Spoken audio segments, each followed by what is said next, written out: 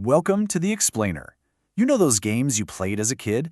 Well, we're about to dive into their surprising and honestly pretty misunderstood story.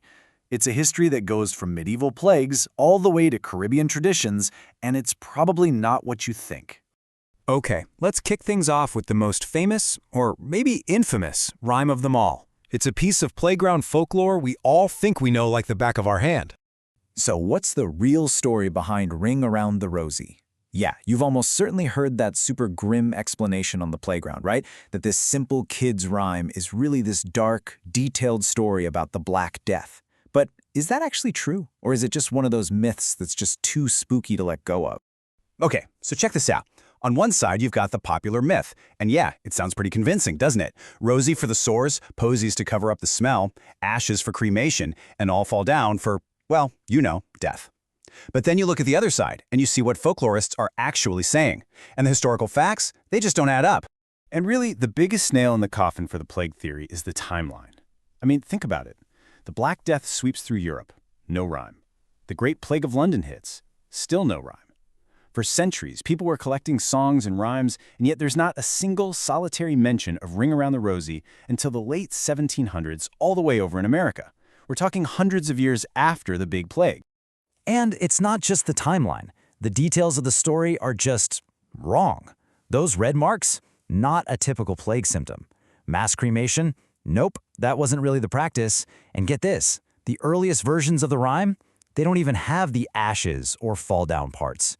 It really seems like this whole dark story is a modern invention, a spooky piece of folklore we made up ourselves way more recently.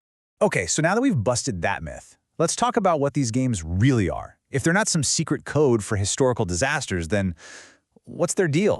You know, at their heart, it's actually incredibly simple. All you really need are three things: a circle of people, a song to sing, and some kind of action to go with it. That's it.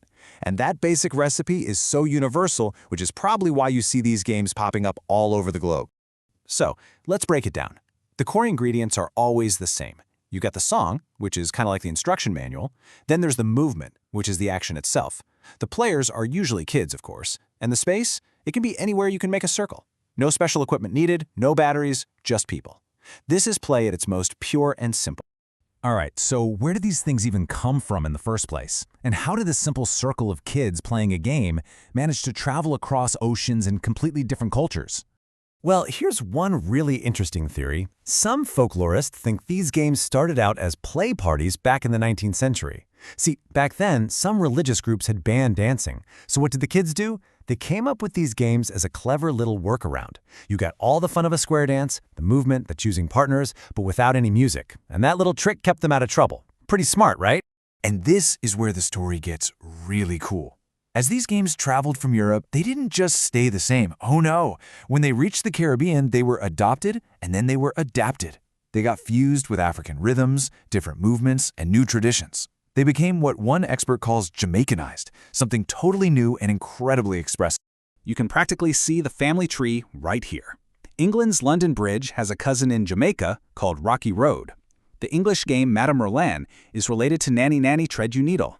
The names change, the words are different, but the basic game, the very DNA of the play, it stays the same. So these games are obviously a ton of fun, right? But underneath all that fun, they're actually doing some pretty serious work. They play this huge role in how we learn, how we grow, and how we build our communities. I mean, just take a look at all this. While kids think they're just goofing off and having fun, they're also building motor skills, learning how to think critically, strengthening their memory, and making friends. It's basically a whole classroom disguised as a playground game. And here's a really fascinating insight from the experts. They say that ring games are like a precursor to adult courtship. I mean, think about a game like Jane and Louisa.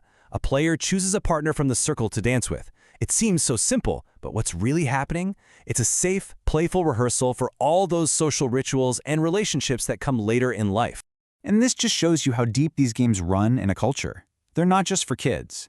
At a nine night, which is a traditional wake in the Caribbean, adults actually play ring games. It's a way for the whole community to come together, to share something familiar, and to support each other while they're grieving. That simple circle becomes a powerful space for healing. Or take a song like Brown Girl in the Ring. A few simple words can carry so much weight. In a world that often didn't value brown skin, this game put a brown girl right in the center of the circle and celebrated her. It was this joyful, powerful act of building up self-esteem and cultural pride, all in a game? So, let's wrap this up. Why has this simple circle lasted for hundreds of years? What makes it so enduring? So from a playground rhyme that actually had nothing to do with the plague to a Caribbean wake that isn't just for kids, it's clear these games are so much more than they seem. They're like a universal language of community, of growing up, of pure joy. They connect all of us across every generation and remind us of that simple, powerful act of just playing together in a circle. Thanks for joining us.